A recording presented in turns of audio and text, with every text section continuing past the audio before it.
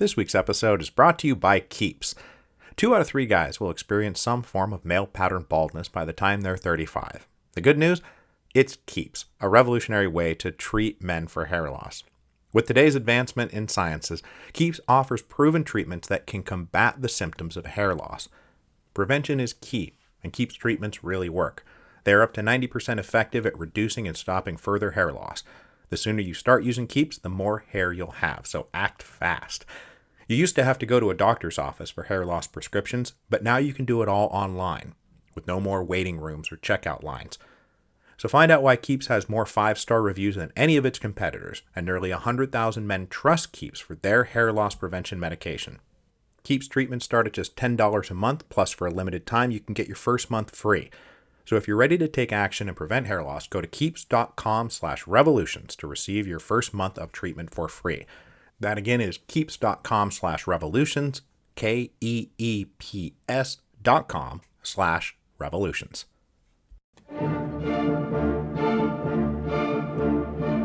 Hello, and welcome to Revolutions. Episode 10.25, Sensless Dreams. Over the last 5 episodes, we have introduced some of the revolutionary forces that will eventually combine to tear down the 300-year-old Romanov dynasty. Among them, moderate liberals and Zemstva constitutionalists, neo-Narodist socialist revolutionaries, and the Marxist Social Democrats. This week, we will return to the 300-year-old Romanov dynasty that all those revolutionary groups will be combining to tear down, because there's a reason they will be able to tear it down. Revolutions are an extremely it-takes-two to tango affair. You don't get a revolution without the ruling class making many, many mistakes for many, many consecutive years. And so now we return to Nicholas and Alexandra, who will be the authors of so many, many of those mistakes for so many, many consecutive years. We left the couple on the day of the death of Tsar Alexander III on October the 20th, 1894. They were not even married yet when Nikki suddenly became Tsar Nicholas II. They had only even been engaged since April. Now Nicholas wanted to correct this immediately and have a small private wedding ceremony to marry his beloved fiancée and make her empress. But as would happen a lot in the first decade of his reign, his family steamrolled him into backing down. An imperial wedding, especially the wedding of a Tsar, was simply too important a state affair to be hidden away in private. This was the considered opinion of Nicholas's 4 uncles, Vladimir, Alexei, Sergei, and Paul. They were all confidently overbearing men who believed it was their duty to tell their weak little nephew Nicky what to do. And so, for this very first decision Nicholas wanted to make as the absolute ruler of Russia, I want to marry my beloved fiancé Alex right now, he backed down under a heavy salvo of what would become a routine barrage of condescending bullying. The uncles were careful never to do this in public, of course, but behind closed doors they expected Nicholas to do as he was told, and Nicholas usually did. So instead of a wedding, the imperial family focused on their dead patriarch and escorted the body of the late Tsar on a funeral train from the Sea of Azov to Moscow. The body lay in state in the Kremlin for an appropriate period, and then the funeral train moved on to St. Petersburg for another lying in state. The courts of Europe sent representative dignitaries for the official funeral, which was held on November the 19th, 1894, but the guest list was not quite as august as the guest list for that famous wedding in Coburg had been just 6 months earlier. Victoria, for example, did not come. She instead sent her son Bertie, Prince of Wales, and her grandson George. Kaiser Wilhelm II, meanwhile, sent his brother. Relations had never been great between these monarchs. Queen Victoria thought Alexander III disgracefully uncivilized and could hardly stand talking about him, let alone to him. Meanwhile, as we'll discuss in a moment, Alexander III despised the young Kaiser Wilhelm and treated him with deliberate contempt whenever they met. Willie was on much better terms with Nicky, and was not at all sad to see the mean old Russian bear gone off to heaven. But though the death of the Tsar initiated a period of official mourning, this was temporarily suspended a week later for the state wedding of Nicholas and Alexandra. All these various dignitaries from the courts of Europe were already on hand, and so though Nicholas's uncles wanted to quote-unquote wait, They just meant until we can do it publicly. So on November the 26th, 1894, the couple were married, and Alexandra became Empress of Russia. Nicholas was 26, Alexandra was 22. But though for a day they switched from black to white, they had to switch right back to black again. There would be no honeymoon. There wasn't even a wedding reception. For Alexandra, it was the worst possible way she could have become empress. She was a young princess of a minor German duchy. She had been engaged to Nicholas for only a few months. She had only converted to Orthodox Christianity a few weeks earlier. The Russians didn't know her, and she didn't know the Russians. Now, what should have happened is that she would come to Russia, get married, start a family, make friends, acquire trusted intimates, learn the language and the customs, be seen by the people at public events, mingle and grow in society. And then, after many years of just being a Russian princess, then step into the much higher and more important role of Russian empress. Her new mother-in-law, Nicholas's mother and now former Empress Marie, had been just such a princess for 17 years before she took that final great step. But there was no prolonged period of preparation for Alexandra, and it would be an awkward fit just jamming her into it like this. She was by nature shy and uncomfortable around strangers, much preferring the intimacy of close family. She had also been raised with stiff and prudish Victorian manners. And now she was thrust into a very public role of being one of the centers of Russian high society, which was quite a bit looser than the courts that she was used to back in the West. And she wouldn't fit in with that society, and they wouldn't fit in with her. And because everything happened so fast, they never got the chance to warm up to each other. So right from the beginning, there would be an estrangement between the Empress and her court. It didn't help that when she converted to Orthodoxy, she dove into it with the fervor of a convert and would be devoutly and sincerely religious, whereas the rest of the Russian aristocracy treated Orthodox Christianity as a ritual adornment to be indulged in at births and weddings and deaths, but it wasn't meant to be taken seriously. It also didn't help that she took motherhood seriously and was pregnant and caring for her children a lot through the early years of her reign. And the couple's first child, Olga, was born in November of 1895. Alexandra would then give birth to 3 more girls over the next 6 years, which reduced her ability to be a society hostess. So, to society, Alexandra came off as an aloof prude. And to Alexandra, society came off as a bunch of petty and immoral gossip mongers. Meanwhile, out in the streets, they said that the young empress's arrival had been marked by bad omens all around, that she had come to them walking behind a coffin. Meanwhile, her husband, the one person who she really loved and who really loved her back, now had a million duties to attend to. And though he initially followed his father's advice and kept on Sergei Witte and let him do what he wanted to, since practically the last thing his father had said to him was, "Witte is the only one who knows what he's doing," Nicholas followed Witte out of respect for the word of his dead father. But in his heart, Nicholas mostly listened to the advice of his old tutor, Konstantin Pobedonostsev, who, as Synod of the Orthodox Church during the 1880s, had been one of the principal architects of the reactionary return to orthodoxy, autocracy, and nationality after the great reforms of the Tsar Liberator had resulted in revolutionaries assassinating him by way of thank you. Nicholas had been raised with this lesson drilled into him, and he believed it. He believed in his heart and soul that he was God's chosen ruler of the empire, and that his role as absolute autocrat had been ordained by God and was not answerable to or divisible with other men. This belief would underlie and ultimately undermine his entire regime. Now, one of the other things that informed the governing worldview of the new Tsar was that going back to the old Westernizer Slavophile debates, Nicholas was a convinced Slavophile. I mentioned that, for lack of a better term, his quote-unquote ethnic heritage was mostly German and Danish, but he had been born and raised a Russian and considered himself a Russian. So unlike the rest of the aristocracy, Nicholas actually preferred speaking Russian to speaking French, especially in matters of state. He read Russian books. He listened to Russian music. When it wasn't a formal occasion, he habitually wore standard-issue Russian peasant blouses and pants around. His favorite Tsar was Tsar Alexei the Mild, who was the last quote-unquote pure Muscovite Tsar. and he had little good to say about Alexei's son Peter the Great, who had done so much to turn Russian attention towards Europe, a mistake in Nicholas's view. He even preferred the antiquated and technically inaccurate title of Tsar to Peter's title of Emperor. Nicholas believed himself operating in the grand tradition of a mystical and divine Muscovite tsardom, which was, historically, existing in its own special and unique realm between Europe and Asia.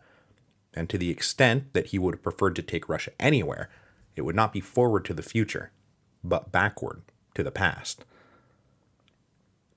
As often happens with the ascension of a new ruler, though, especially a young ruler, hopes are raised and projected onto them.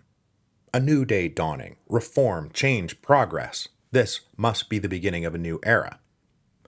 Now, for radical socialist revolutionaries and anarchists and Marxists, the idea of potential reform was greeted only with derision, and perhaps a moderate dose of fear that such reforms might temper revolutionary ardor.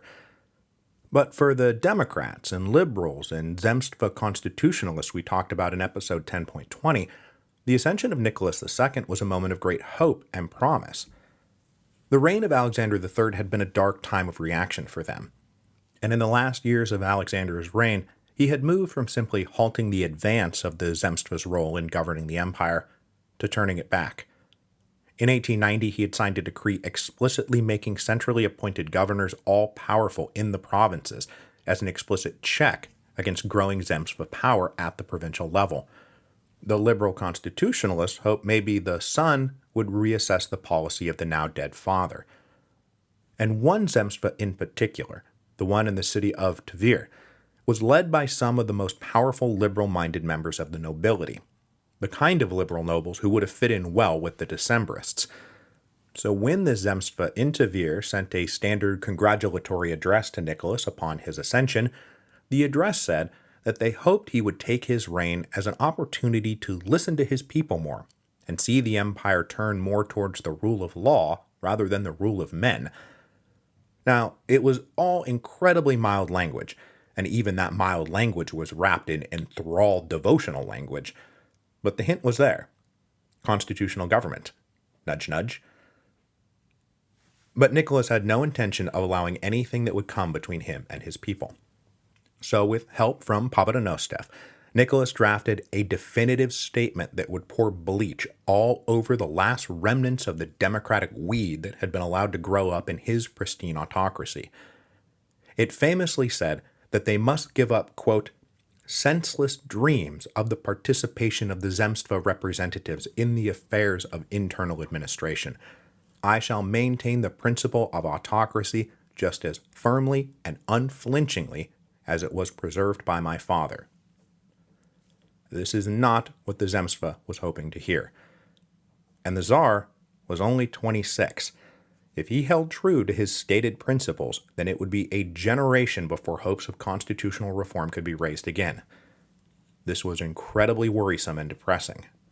Because look, these guys believed that liberal and constitutional reform was necessary, that the state apparatus, for all its vaunted absolute power, was actually a rickety and underfunded toothpick house badly managed by corrupt and inefficient bureaucrats and ministers. They believed that their work in the Zemstva was good and healthy and necessary and needed to expand, and the Tsar was just saying, nah.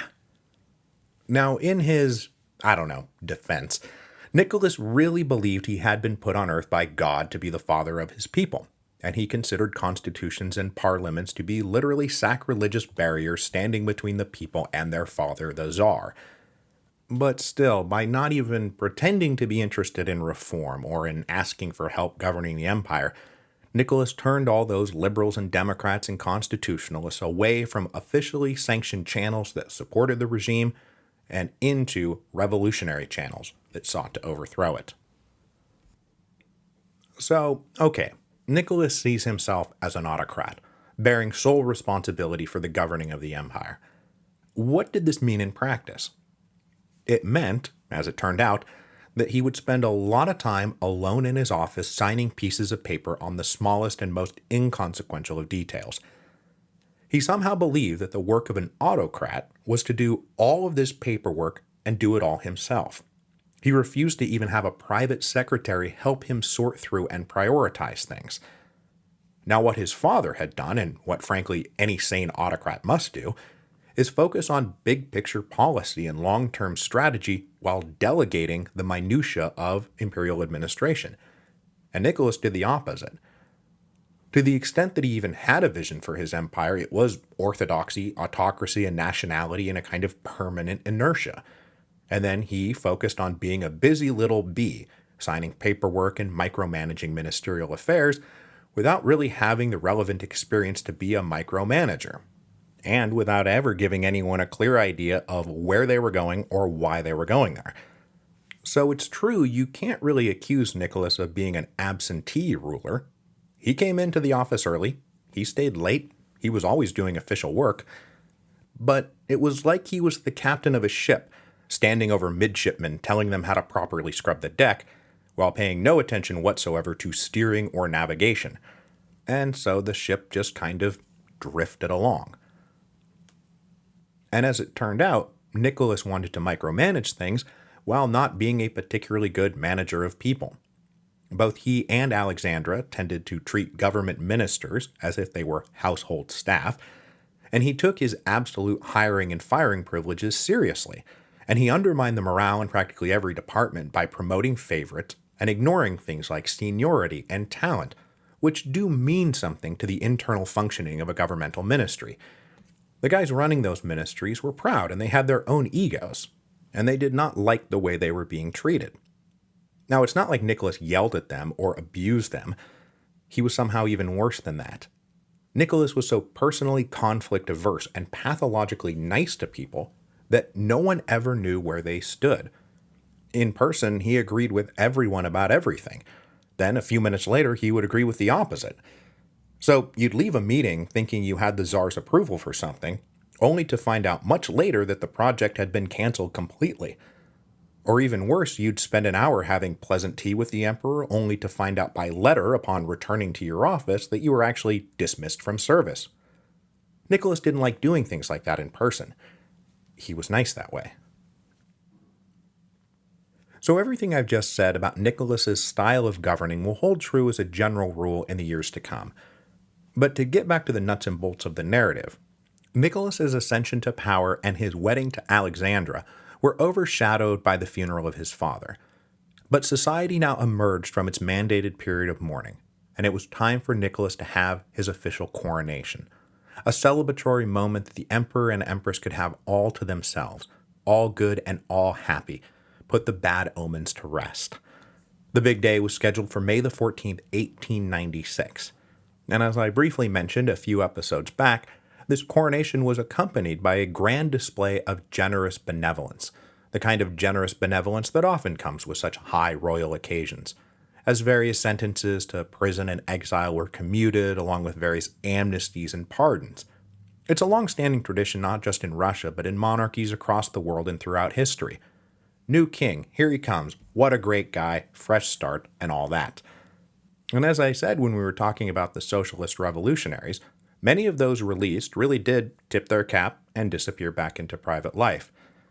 But quite a few came out more determined than ever. Now, the coronation itself in May of 1896 was meant to be a wonderful celebration of the emperor's divine ascension to the throne. And it was. But as haunted these last Romanovs, the day was immediately overshadowed by tragedy. A few days after the coronation itself, Nicholas's uncle Sergei hosted a public banquet out on the Khadinka Field, a military training ground. It was meant to be a great affair open to the public. Commemorative mugs would be given to everybody, and best of all, there would be free beer. So people started congregating around dawn on the big day to make sure they were first in line. And I have seen the total numbers who gathered listed at a low of about 100,000 with a high of 500,000. But for sure, whatever the actual number was, we are talking about hundreds of thousands of people. When the carts with the barrels of beer showed up, a rumor ripped through the crowd that there wasn't enough beer for everyone. It would be first come, first serve. And as can happen in times like this, people started pushing forward. And with various trenches and gullies marking the field, people stumbled and they fell. and then other people tripped over them and fell. But people kept pushing, people kept stomping, and then it turned into a tragic stampede as a mixture of fear and panic and desire caused the crowd to surge forward, trampling the fallen underfoot. When everyone finally cleared out and the crowds dispersed, the carnage was horrific. The most common number I see cited is 1,300 to 1,400 dead and about the same number of wounded. So this is a horrible tragedy. It is in fact known to history as the Chadinka tragedy. And Nicholas and Alexandra both wanted to cancel further banquets and balls and parties they were scheduled to attend. But there was one special ball that very night, hosted by the French ambassador, and as we'll discuss here in a minute, France and Russia had recently come into a critical alliance, and so Nicholas's overbearing uncles insisted he attend the French ambassador's party. And so he did, which turned out to be a big mistake, because the Tsar came off looking extremely callous. The people in the street took it as another bad omen. Educated public opinion was horrified how badly the public relations was mishandled, partying while people lay dead. What are you doing? Radicals and revolutionaries took it as proof that the new Tsar was a cruel and heartless monster. And it was the first origin of his future nickname, Bloody Nicholas. But look, his first instinct was right. Nicholas didn't think it was a good idea to go to the party, and he and Alexandra spent the next day touring hospitals and promising to take care of the injured and pay for the funeral arrangements of the dead. But the damage was done. More bad omens to mark the outset of his ill-fated reign.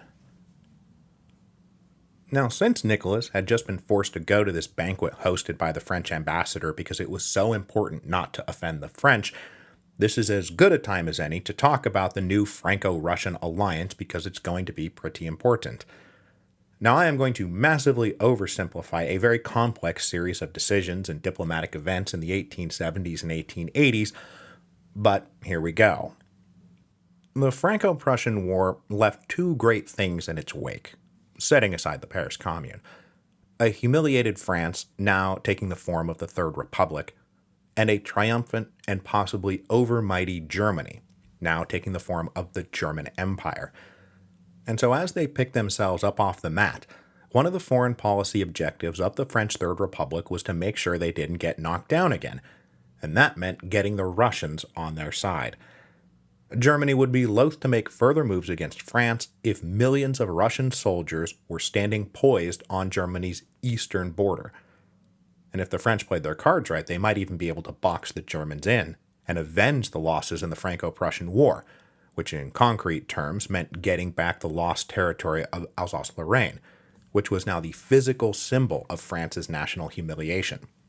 Now the Russians, for their part, were none too thrilled about the emergence of a unified German empire, but really ever since the Crimean War, their foreign policy had been to not get tangled up with the Western great powers. Now, on the other side of all this, German foreign policy was also aiming at a Russian alliance, where the Russians would support German claims to Alsace-Lorraine, and in exchange the Germans would support the Russians if they, for example, wanted to go in the complete other direction and start mucking around in the Far East with China and Japan. But Tsar Alexander III had been standoffish towards the Germans, and as I mentioned, he did not like young Kaiser Wilhelm personally. So by the late 1880s, the French and Russians were moving closer together. Now, if the French were going to get millions of Russian soldiers poised on Germany's eastern front, what were the Russians going to get? Well, the Russians were going to get French loans. Because this moment right here in the late 1880s is the same moment Sergei Witte is being promoted and needs foreign financing for his aggressive, state-sponsored industrialization policy. So, here comes some French money. Then in July of 1891, a squadron from the French Navy visited Kronstadt, and diplomats exchanged some letters of understanding. In April 1892, military conventions were signed, and then, over the winter of 1893-1894, in one of the last major projects of his reign before the Tsar got sick and died, the Russian Empire signed a formal military alliance with the Republic of France. If either were attacked by Germany, the other would declare war. Underscoring how out of the loop he was as heir to the throne, Nicholas knew none of the details about any of this until he became emperor just a few months later. So, whether he liked it or not, he was now in close alliance with a bunch of French Republicans. So, getting back to it, after their coronation, Nicholas and Alexandra embarked on a goodwill tour of Europe in the summer of 1896 to visit all their friends and relatives and new partners in alliance. They started in Vienna to visit the now aging Emperor Franz Joseph, who we last saw being installed as a young Franz Joseph back in the heat of the revolutions of 1848. Then they moved on to visit Willy up in Germany, who had never liked how dismissively he had been treated by Nicholas's father. But now that he was the senior and more experienced monarch compared to Nicholas, he planned to use every form of flattery and cajoling to bring the Russians into alliance with the Germans. He had been horrified that Tsar Alexander III had signed a treaty with the blasphemous French Republicans, and was thrilled by Nicholas's Sensless Dreams response to the Zemstva. Now, in broad terms, the Kaiser wanted to see Europe dominated by an alliance of absolutism. In more immediate and specific terms, he wanted to push Nicholas's attention east towards Asia to ease Russia off Germany's back. Now, nothing would happen on this trip, but the Kaiser would thereafter open up a non-stop correspondence with his dearest Nicky to bring the Tsar over to his side. And he insisted that Nicky had a divine mission to turn back the Yellow Menace, because both of them were just racist as hell towards Asians. We'll talk about that more next week. After leaving Germany, Nicholas and Alexandra then went up to Scotland to visit old Queen Victoria, who still loved Alex as one of her favorite granddaughters. While the women played with baby Olga, Nicholas and the men went out hunting in the cold Scottish rain. Now, this was all family reunion stuff, but the most important leg of this tour was the last stop, and that was Paris. It was Nicholas's first trip to Paris and was potentially fraught with diplomatic danger. The new Franco-Russian alliance was still very new, and here we have the most autocratic autocrat in Europe being hosted by the most democratic Republicans in Europe.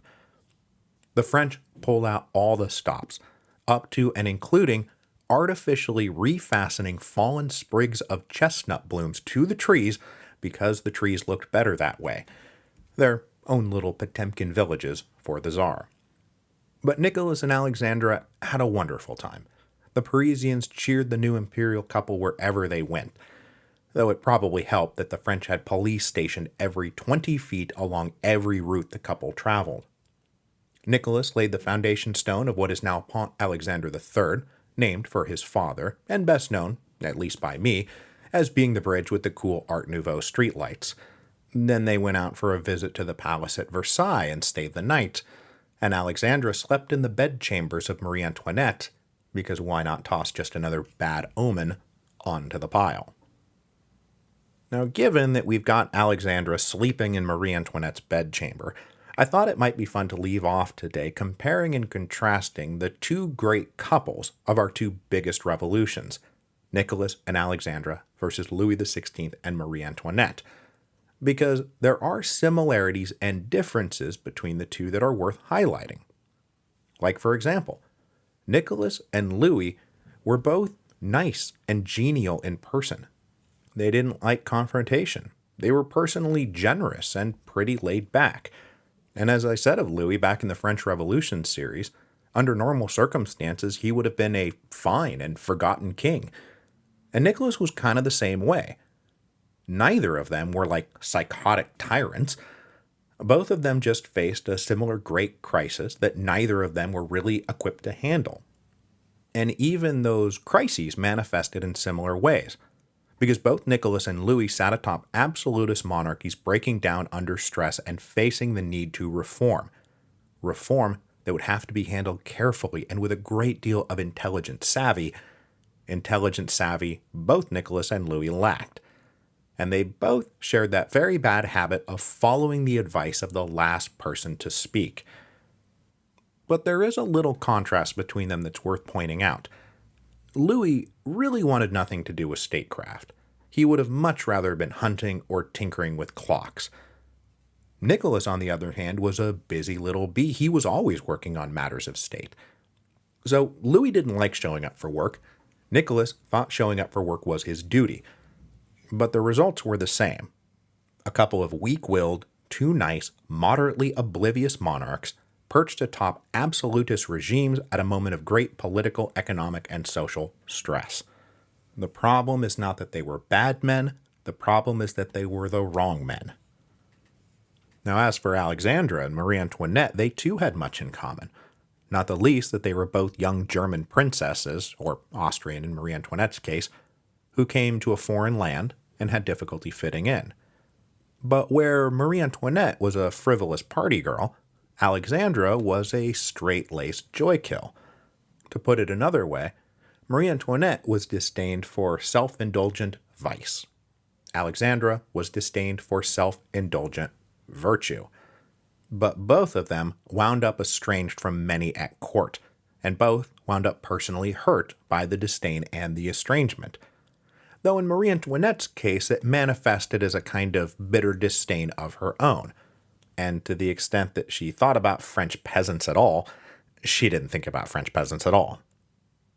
Meanwhile, Alexandra remained sublimely confident that the people of Russia loved her and her husband, that aristocratic society and liberal public opinion and radical revolutionaries may hate her, but the vast majority of Russia was composed of good, hearty, pious peasants who loved the emperor and empress as their father and mother. She would believe that to the last, and she would believe that to her ruin. But a further thing that Marie Antoinette and Alexandra had in common is that they were both stronger-willed than their husbands, and exerted a great deal of influence over them, and were pretty equally terrible wielding that influence. Both of them wanted to prop up an uncompromising will that they feared their husbands lacked, and this too was, of course, followed to ruin. As for their respective married relationships, that was almost all contrast. Louis XVI and Marie Antoinette were hardly a couple at all, until the final stages of tragedy and confinement brought them together as a shadow of doom spread over their family. Nicholas and Alexandra, meanwhile, were very much in love from the start, and both very much would have preferred to just be a simple family, husband and wife, father and mother. And if Nicholas had been like the fourth son of the Tsar, they would have been very happy indeed. But that was not to be.